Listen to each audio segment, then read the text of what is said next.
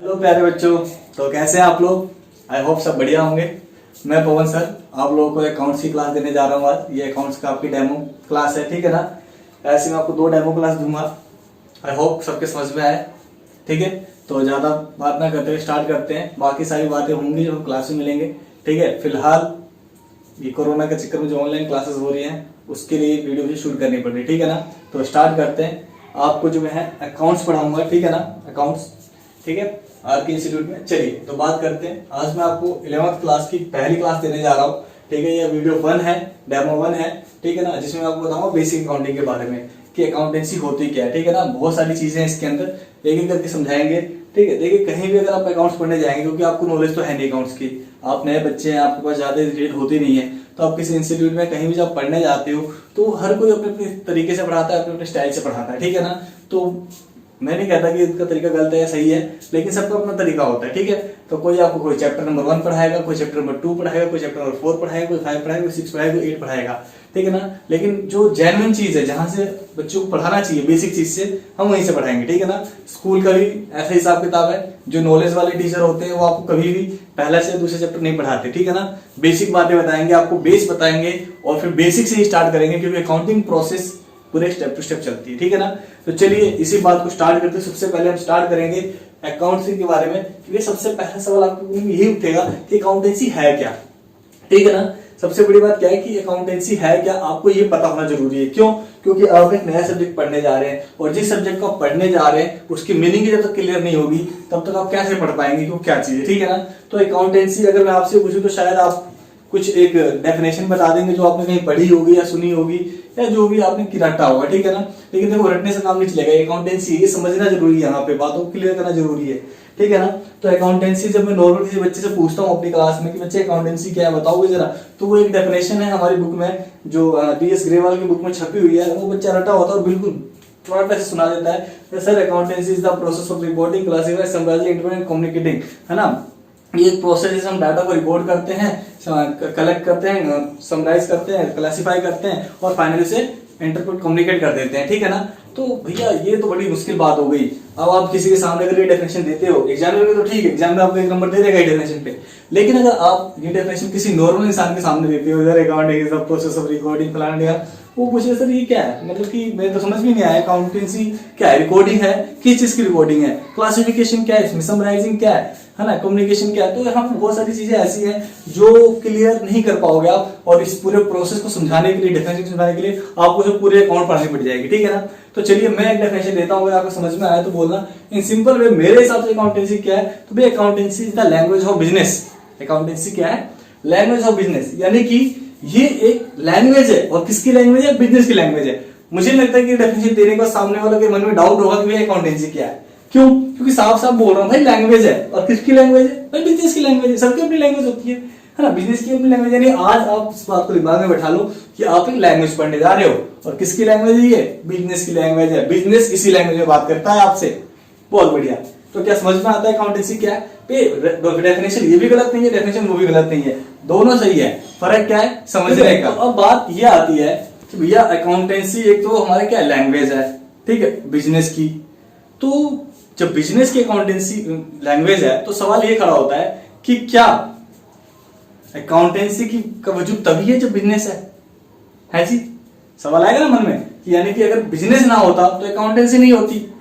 Clear ना?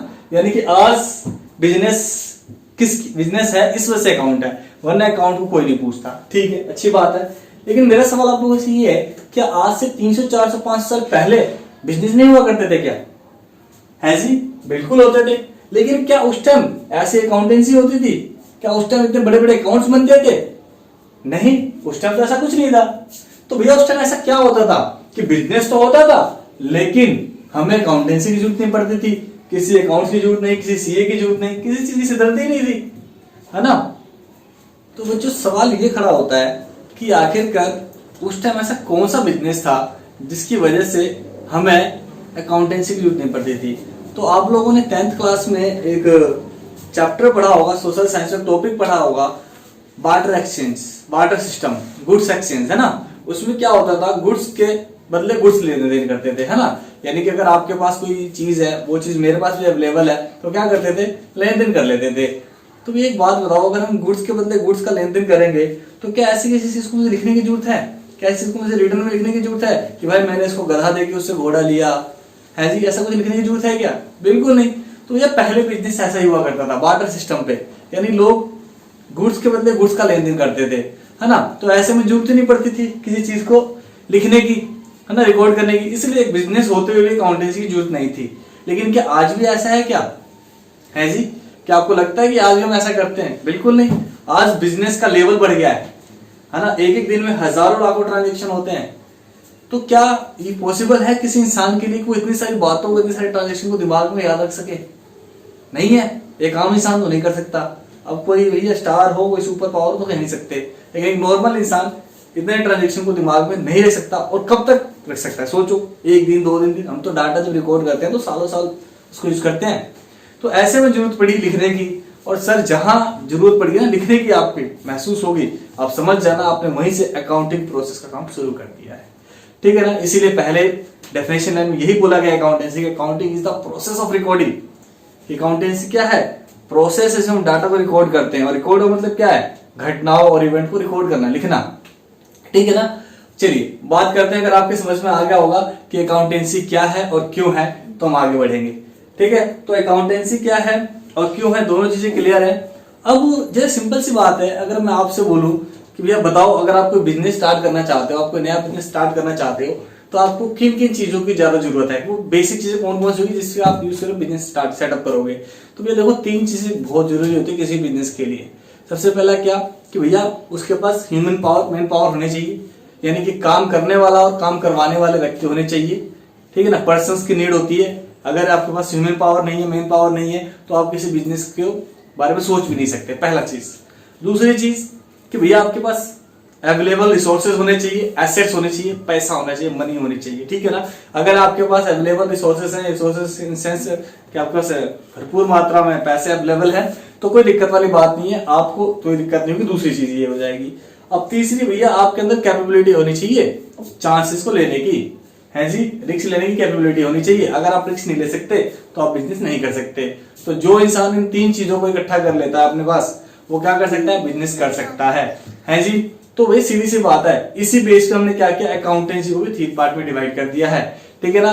तो देखिए वो 3 पार्ट कौन कौन से, एक है आपका पर्सनल अकाउंट, दूसरा है रियल अकाउंट, तीसरा नॉमिनल अकाउंट। समझाऊंगा क्या है। उससे पहले देखिए भैया फादर ऑफ अकाउंटेंसी कि आखिरकार इन सब चीजों का जन्मदाता कौन है, किसने करा धरा ये? तो उसका नाम था लुका पंचोली। ठीक है ना।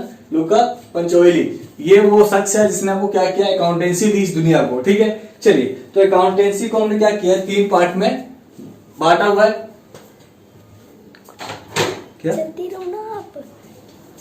तो वो 3 अकाउंट कौन कौन से हैं? एक है पर्सनल अकाउंट, दूसरा है रियल अकाउंट, तीसरा है नॉमिनल अकाउंट। अगर आपको अकाउंट्स को समझना है, उसके बेस को समझना है, तो सबसे पहले इन 3 चीजों को समझना जरूरी है कि आखिरकार पर्सनल अकाउंट क्या होता है, रियल अकाउंट क्या होता है, नॉमिनल अकाउंट क्या होता है। तो देखो मैंने स्टार्टिंग में बताया था, बिजनेस करने के लिए हमें क्या चाहिए होता है, मेन पावर चाहिए होता है। यानी कि हमें क्या चाहिए होता है, ऐसे लोग जिनसे हम काम कर सके, जिनसे हम काम करवा सके, जिनसे हम डील भी कर सके। तो सीधी सी बात है, पर्सनल अकाउंट उन्हीं लोगों के लिए है। अब उस पर्सनल, उस शख्स का कोई ना कोई नाम होगा, चाहे वो पर्सन होगा, चाहे वो कंपनी होगी, चाहे वो फर्म होगी, तो अपना एक नाम होता है जिससे वो पहचाने जाते हैं। ठीक है ना। तो पर्सनल अकाउंट में उन सब लोगों को रखा गया है जिनसे हम काम करते हैं, करवाते हैं, जिनसे हम डील करते हैं। ठीक है ना। कोई भी बिजनेस किसी कंपनी से डील करेगा, किसी फर्म से डील करेगा, या किसी पर्सन से डील करेगा, हवा में डील तो करेगा नहीं। तो जिससे डीलिंग हो रही है उनके नाम आते हैं पर्सनल अकाउंट में।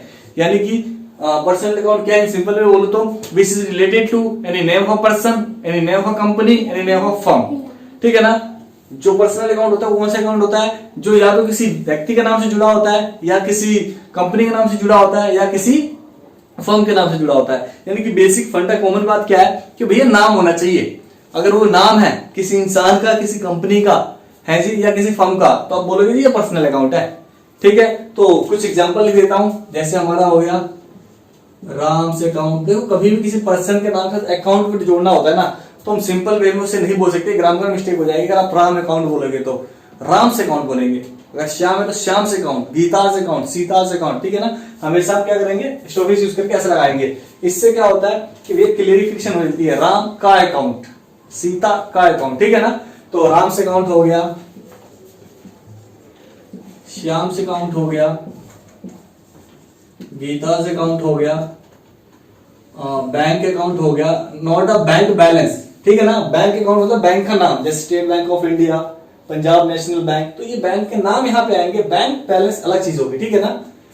बैंक अकाउंट हो गया आपका, और एक्सेट्रा किसी भी कंपनी का नाम जैसे आप दे सकते हैं, जैसे लोग मेरे नाम से खोल दो, पीके लिमिटेड, आरके इंस्टीट्यूट, तो ये सब क्या है, ये सब नाम है। और जहां नाम है उसे देखते हैं, बोलोगे कि कौन से अकाउंट से बिलोंग करता है, तो बोलोगे कि पर्सनल अकाउंट से बिलोंग करता है। यानी कि भैया किसी पर्सन का नाम है, किसी कंपनी का नाम है, किसी फर्म का नाम है जी। फर्म बैंक्स फर्म्स होती है, ठीक है ना। तो ये सब क्या है, नाम है, तो सब पर्सनल अकाउंट है, ठीक है। तो बोलो पर्सनल अकाउंट क्लियर है क्या? अगर आपको पर्सनल अकाउंट क्लियर होता है तो आगे बढ़ते हैं रियल अकाउंट के बारे में। तो मैंने आपको बताया था थोड़ी देर पहले कि बिजनेस स्टार्ट करने की दूसरी चीज क्या चाहिए होती है, एसेट, पैसा, रिसोर्सेज। तो भैया वो यही है real account, which is related to all assets of business. एक बिजनेस पर जितनी भी एसेट होती है उस अकाउंट से जुड़ा हुआ जो अकाउंट होता है ना जी, वो रियल अकाउंट कहलाता है, ठीक है।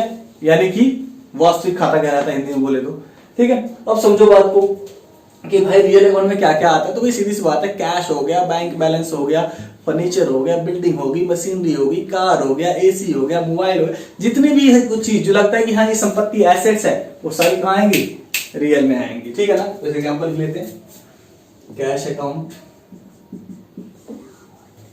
Bank balance, furniture account,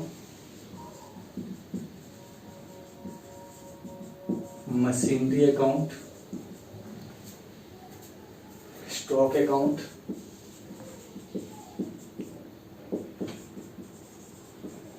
debtor account,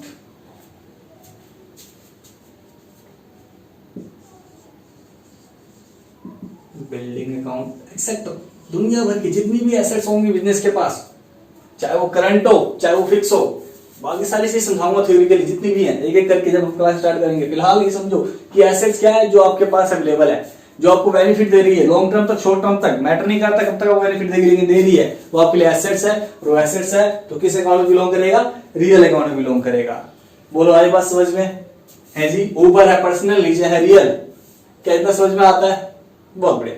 अगर आपको इतना समझ में आता है तो हम आगे बढ़ेंगे नॉमिनल अकाउंट के बारे में। देखो बिजनेस स्टार्ट करने के मैंने 3 पॉइंट बताए थे, 3 बातें। पहली 2 बात साबित कर चुका हूं अकाउंटेंसी के अंदर भी, क्योंकि जो कहा है पर्सनल और रियल, कहीं ना कहीं वो पहली 2 बातों से बिलोंग करते हैं। तीसरा क्या था, एक कैपेबिलिटी टेकिंग चांस है, ठीक है ना, कि चांस लेने की कैपेबिलिटी होनी चाहिए। अब वो कौन जनरेट करता है, वो यहाँ पे नॉमिनल अकाउंट में जनरेट करता है। अब ये नॉमिनल अकाउंट क्या है जरा समझो। तो नॉमिनल अकाउंट क्या है, which is related to all income and expenditure of a business and also related और profit and loss of a business, ठीक है ना। एक ऐसा अकाउंट जो बिजनेस के खर्चों से जुड़ा होता है, नुकसान से जुड़ा होता है, और जो आपके प्रॉफिट और लॉस से जुड़ा हुआ होता है, उस अकाउंट को कहा जाता है नॉमिनल अकाउंट। भाई सिंपल सी बात है, आपने बिजनेस स्टार्ट किया है तो चांस तो लेना पड़ेगा, चांस लोगे तो खर्चा करना पड़ेगा, खर्चा करोगे तो भैया उससे आपको प्रॉफिट भी हो सकता है, लॉस भी हो सकता है जी, इनकम भी हो सकता है, एक्सपेंस भी हो सकता है। तो जब ये सारी चीजें होंगी तो कहाँ जाएंगी, वो सारी चीजें नॉमिनल अकाउंट में जाएंगी। और जब ये तीनों एक जगह इकट्ठी हो जाएंगी तो आप बोलोगे बिजनेस स्टार्ट हो गया है और उसके हम अकाउंटेंसी कर रहे हैं, ठीक है ना। तो देखिए नॉमिनल अकाउंट को एक्सप्लेन करते हैं। जैसे हमने परचेज कर दिया तो परचेजेस अकाउंट, ठीक है। ऐसे हमने माल बेच दिया तो सेल्स अकाउंट, ये हमारे इनकम का पार्ट हो गया। ऐसे ही हमने बेचने पे या खरीदने पे हमने कोई डिस्काउंट दे दिया, डिस्काउंट मिल गया तो डिस्काउंट अलाउड अकाउंट या डिस्काउंट रिसीव्ड अकाउंट, दोनों एक ही में आएगा। ऐसे ही हमने कोई रेंट पे कर दिया, रेंट अकाउंट। ऐसे ही हमने वेजेस मजदूरी दे दी, ऐसे ही स्टाफ को हमने सैलरी दे दिया, ऐसे हमने किसी को कमीशन दे दिया, एक्सेट्रा। दुनिया भर के खर्चे, जितने भी खर्चे फायदे नुकसान जो दिख जाए ना आपको, यानी जो इन 2 अकाउंट से बिलोंग नहीं करते हो, वो आपका नॉमिनल अकाउंट ही है। तो इस तरीके से अगर आप इन 3 बातों को समझ गए हैं तो आप डिफरेंशिएट करना सीख जाएंगे, पहचानना सीख जाएंगे कि कौन सा पर्सनल है, कौन सा रियल है, कौन सा नॉमिनल है। क्योंकि एग्जाम में थ्योरेटिकली इस क्वेश्चन पे आपसे जरूर पूछा जाएगा। एग्जाम में कुछ मिक्स कर देगा और आपको बोलेगा बताओ कौन सा पर्सनल है, कौन सा रियल है, कौन सा नॉमिनल है। तो क्या आप बता नहीं पाओगे कि कौन किस अकाउंट से बिलोंग करता है उसके नेचर को देख के। अगर आपको इतना समझ में आती है तो मैं आज की क्लास यही खत्म करता हूँ। नेक्स्ट क्लास में हम इसके आगे बढ़ेंगे। होमवर्क है आपका, इसे रिवाइज करना है, ठीक है ना। धन्यवाद।